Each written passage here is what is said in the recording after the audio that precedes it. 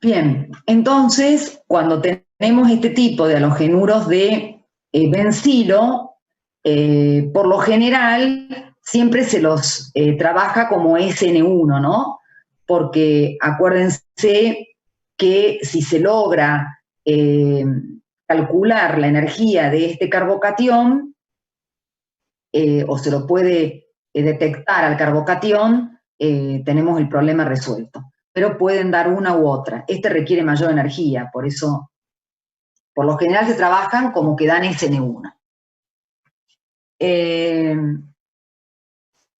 Bien, pero en el caso que un halogenuro de bencilo ya tenga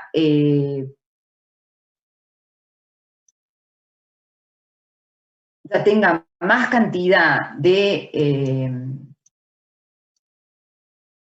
anillos, como en este caso o en este caso, si yo le agrego un oxidilo, imposible que dé una SN2 por impedimento estéreo, y con agua me va a dar siempre una SN1.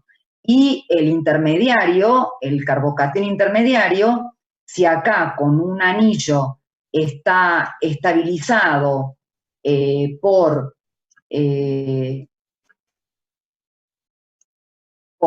4, digamos, por 3 estructuras resonantes, en este caso voy a tener el carbocatión, 3 estructuras de este anillo y 3 estructuras de este, o sea, tener 7 estructuras resonantes.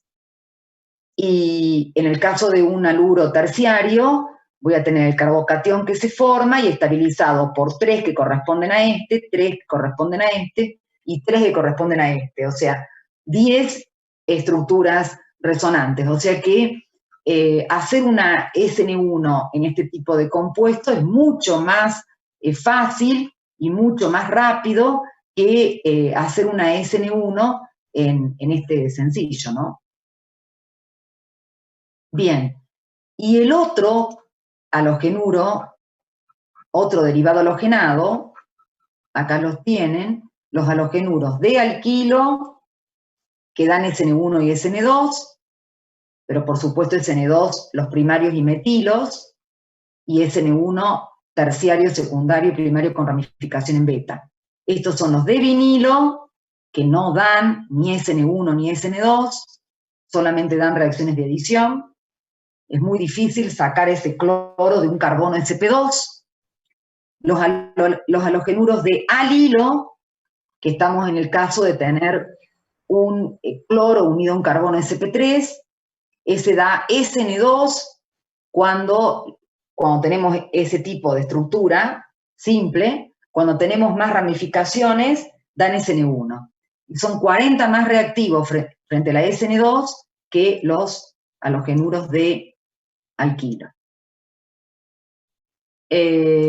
Los halogenuros de bencilo dan SN1 y SN2, dependiendo de si tengo carbono terciario o es un carbono primario, pero por lo general es SN1.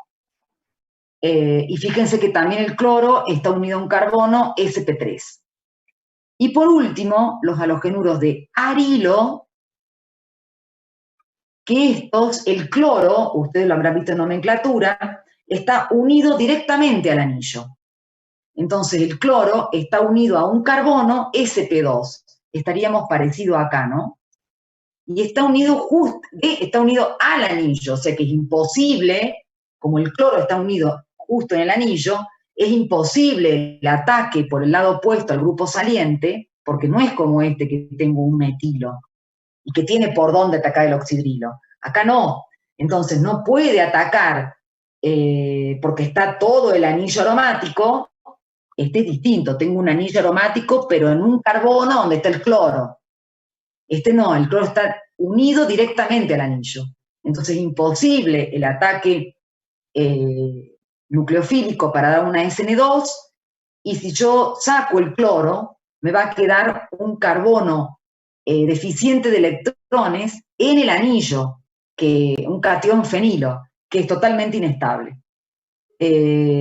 Porque encima me queda ese catión positivo en un carbono que era sp2 y que tiene que transformarse en sp y el anillo no tiene cómo transformarse. O sea, este tipo de aluros, para poder sacar el cloro, o sea, no dan ni SN1 ni SN2, y lo saco al cloro por una sustitución aromática nucleofílica, que son sustituciones que dan los aromáticos, porque ya el cloro es como que forma parte del anillo. Entonces, acá no, acá el cloro está unido a una cadena alquílica. Entonces, este caso y este caso, cuando el cloro está unido a un carbono sp2, que es más difícil de sacar, no dan ni SN1 ni SN2. Da adición, no se saca el cloro de ahí, y la única forma que yo puedo sacar el cloro de ahí es a través de una deshidrohalogenación, que hago una eliminación para que me dé un alquino. Esa puede ser una forma de sacar el cloro. Pero me da un alquino, ¿sí? No tengo una sustitución. No hay una sustitución de un cloro por un oxidrilo. Y dan reacciones de adición fácilmente, porque tengo un enlace pi débil. Y estos dan reacción de los aromáticos, sustitución aromática electrofílica, y en este caso el cloro lo puedo sacar con una sustitución aromática nucleofílica, que la veremos más adelante.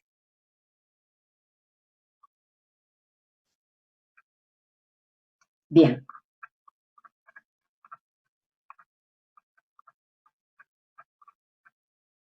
Ahora, nosotros vimos en esta unidad la sustitución en alcanos, que era vía radicales libres, que eran a temperaturas altas porque no tenía un sitio activo, y se producían cortes homolíticos. Vimos halogenación, por ejemplo. Y ahora vimos sustitución SN1 y SN2 en haluros de alquilo. Ahora, también los alcoholes y los éteres pueden dar sustitución nucleofílica. Pero por supuesto que nos encontramos con, en este caso, acá, nos encontramos con un alcohol, acuérdense, lo habrán visto también también vimos algo de propiedades de alcoholes, que tiene el oxidrilo. El sitio activo es justamente esa diferencia de electronegatividad entre el oxígeno y el carbono de la cadena carbonada, que en este caso se representa con R.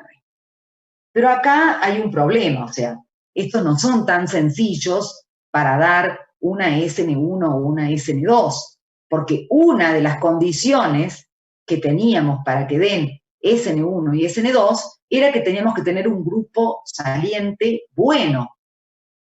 ¿Y qué es un grupo saliente bueno? Es una base débil, base conjugada de un ácido fuerte.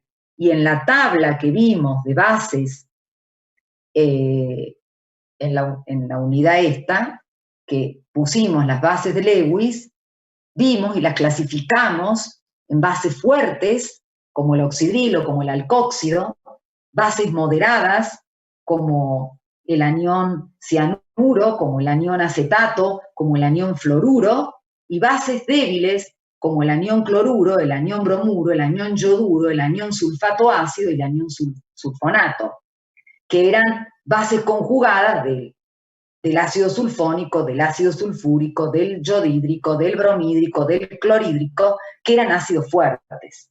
Las moderadas eran bases conjugadas de ácidos más débiles, y las bases fuertes eran bases conjugadas de ácidos más débiles aún, como el agua. Entonces, yo les dije que las bases fuertes eran buenos nucleófilos y las bases débiles buenos grupos salientes. Si yo ahora estoy con un alcohol y tengo este oxidrilo, evidentemente acá me está fallando algo. El oxidrilo no es un buen grupo saliente, porque es una base fuerte, base conjugada de un ácido débil.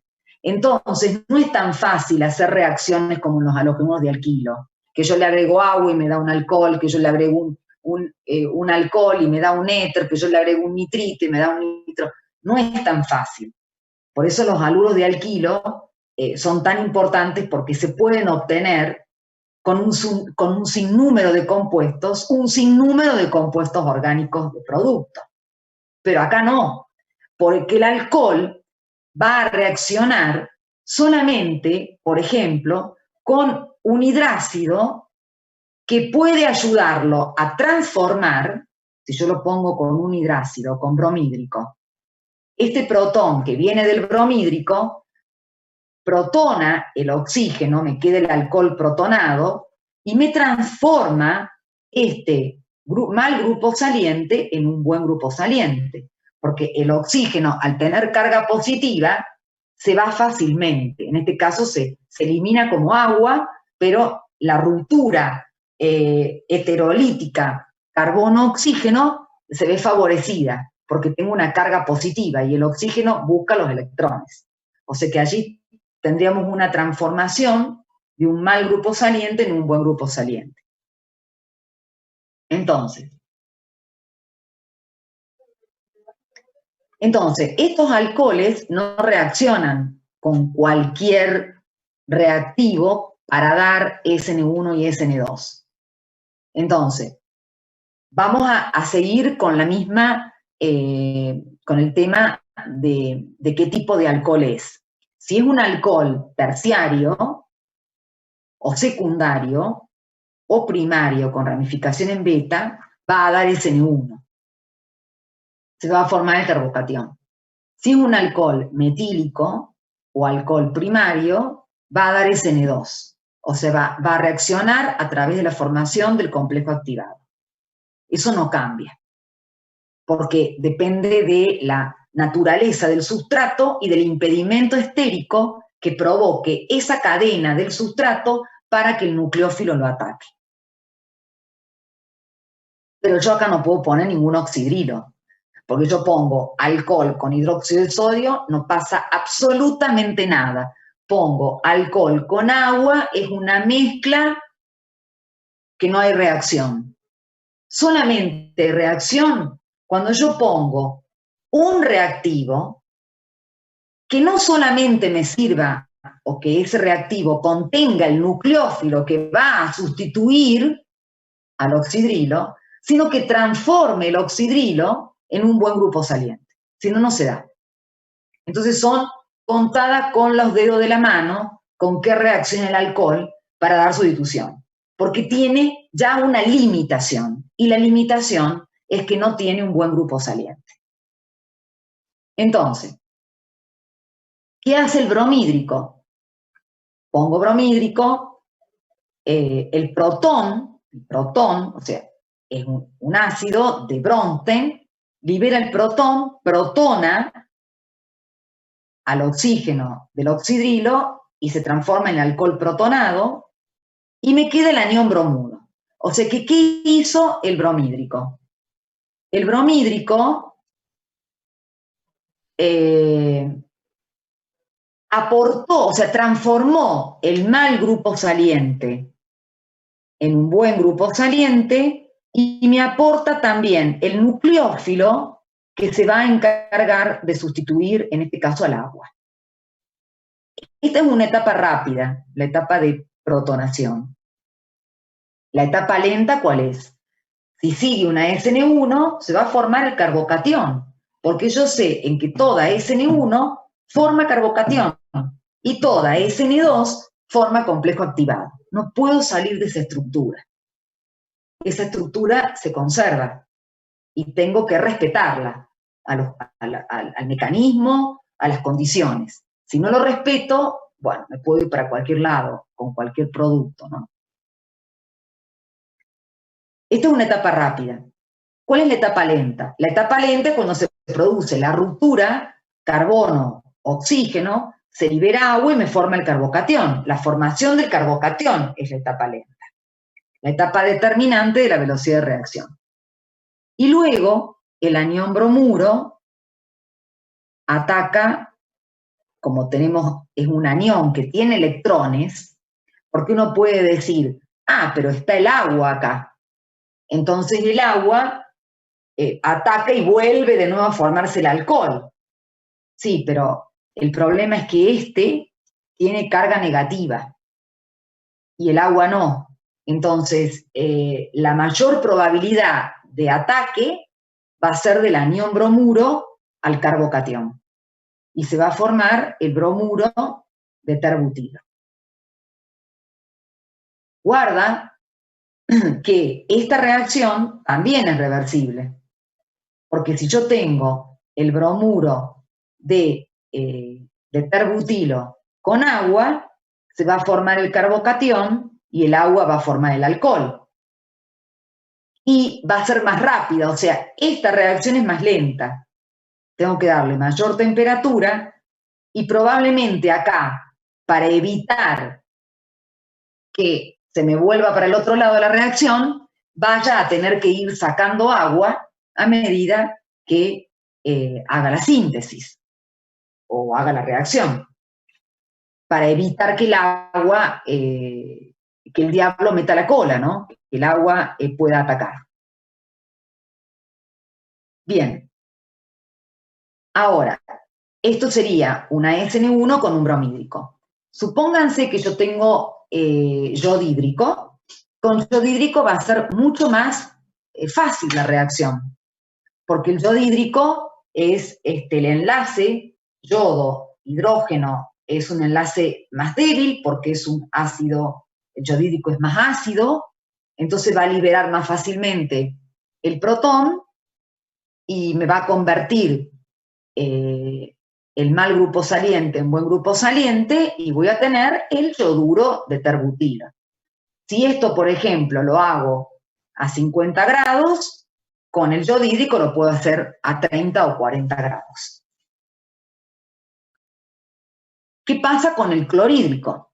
El clorhídrico ya me empieza a molestar un poco, lo puedo hacer, pero el clorhídrico es un ácido de Bronsted, no libera tan fácilmente el protón, porque el enlace hidrógeno-cloro es un enlace más fuerte. La distancia de enlace es menor, la electronegatividad del cloro es mayor, pero sin embargo se puede liberar el protón, pero ya necesito un catalizador, que lo vamos a ver ahora. Y con el fluorhídrico, siempre el flúor es complicado, y el fluorhídrico es bastante complicado, porque si con el clorhídrico necesito un catalizador, con el fluorhídrico necesito 3 catalizadores, o sea, es muy difícil, porque el fluorhídrico es un ácido no tan fuerte, entonces es difícil que libere el protón. O sea que el más reactivo sería el yodhídrico, después el bromhídrico, después el clorhídrico y después el fluorhídrico, en cuanto a los hidrácidos. Pero ahora, por ejemplo, tengo un alcohol primario y tengo esto, bromuro de sodio y sulfúrico. Yo le fui poniendo distintos reactivos sin abusar, porque son muchas reacciones, pero para darles una idea de cómo se hace la reacción, porque a veces no se coloca bromhídrico, sino que el bromhídrico se lo tiene in situ. In situ significa en el medio de reacción. Entonces se coloca bromuro de sodio, que en cualquier laboratorio hay, y sulfúrico, que en cualquier laboratorio hay, y esto reacciona con una reacción ácido-base, formando, el sulfúrico por supuesto actúa de ácido, liberando el protón, ácido de Bronsted, y se forma más bromhídrico más sulfato ácido de sodio. Y se obtiene, después se separa el sulfato ácido, y se obtiene bromhídrico in situ. Entonces, cuando me posiciono en el alcohol, tengo el bromhídrico, ya veo el hidrácido que puede protonar y transformarme el oxidrilo, que es un mal grupo saliente, en un buen grupo saliente, y a su vez tiene el nucleófilo, estamos bien encaminados. Pero al ser un alcohol primario, el mecanismo es a través de una SN2. Entonces, ¿qué ocurre primero? Lo primero es la protonación del oxidrilo para transformar este mal grupo saliente en un buen grupo saliente. Ahí acá tengo el oxígeno con sus 4 electrones y acá tengo el oxígeno con 2 electrones y una carga positiva, porque 2 electrones se enlazó al protón. Y me queda carga positiva en el oxígeno. Esto lo pueden también corroborar con carga formal. Apliquemos carga formal. Yo tengo 6, es los electrones neutros del oxígeno, menos, entre paréntesis, número de electrones enlazados, 2, 4, 6, dividido 2, 3, más 2 electrones no enlazados, 5, 6 menos 5, más 1. Esa es la carga positiva en el oxígeno. Que ahora sí, una vez que lo protoné, que es una etapa rápida, ahora sí va a atacar el bromo por el lado opuesto al grupo saliente, haciendo una SN2, porque es un alcohol primario. Entonces se va a formar el complejo activado, donde este carbono, que es tetraédrico, se aplana y de hibridación sp3 pasa a una hibridación sp2, plano. Perpendicular al plano se va enlazando el bromo y se va rompiendo el enlace con el agua, que ahora es el grupo saliente. Este es un complejo activado, por eso tiene acá el simbolito este, y es la etapa lenta, etapa determinante de la velocidad de reacción. ¿Cómo termina esto? Se enlaza el bromo con el carbono, pero hay una inversión de la configuración, y de carbono plano pasa a carbono tetraédrico y se liberó agua. Y me da entonces el bromo butano, que lo nombré por UPAC acá, pero sería bromuro de butilo, que es el producto de sustitución. Entonces acá vimos una SN1 con un alcohol terciario y una SN2 con un alcohol primario, usando hidrácidos que transforman en mal grupo saliente el oxidrilo, porque es una base fuerte, y lo transforman en un buen grupo saliente. Y también en el bromhídrico tiene el protón para hacer esta transformación y el anión bromuro para usar de nucleófilo. Bien, acá hay otra reacción de un etanol con bromhídrico. Estamos de nuevo en lo mismo. Son fáciles estas reacciones con bromhídrico, ¿no? El bromhídrico, el protón protona al oxidrilo, lo transforma en un buen grupo saliente, y como es un alcohol primario, da SN2.